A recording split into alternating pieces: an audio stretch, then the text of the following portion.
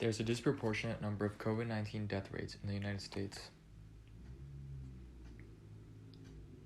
COVID-19 has the highest death rate among Black people. Using statistics from the CDC, we can see that people of color represent a higher COVID-19 death rate than the percentage of the U.S. population they account for.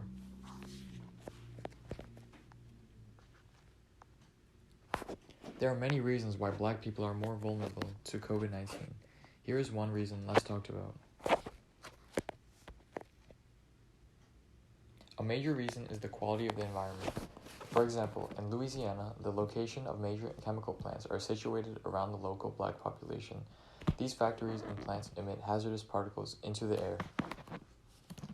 If we take a look at Louisiana statistics, we can see on the map that COVID death rates, major industrial sites, and the location of Black communities overlap.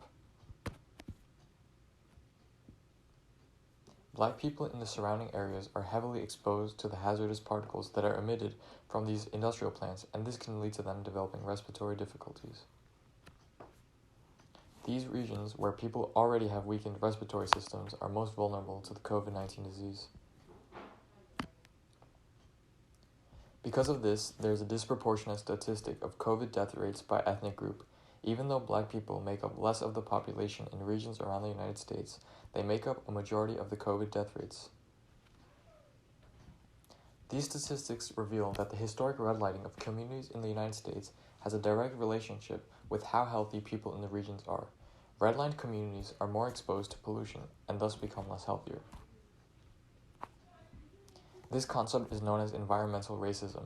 Pollution and waste disproportionately affects people of color and low-income communities. When cities in the U.S. were designed by urban planners, waste and pollution-intense centers were allocated to these communities. That's why, when a pandemic like COVID-19 occurs, these communities are hit the hardest. The effects of segregation continue to have an impact.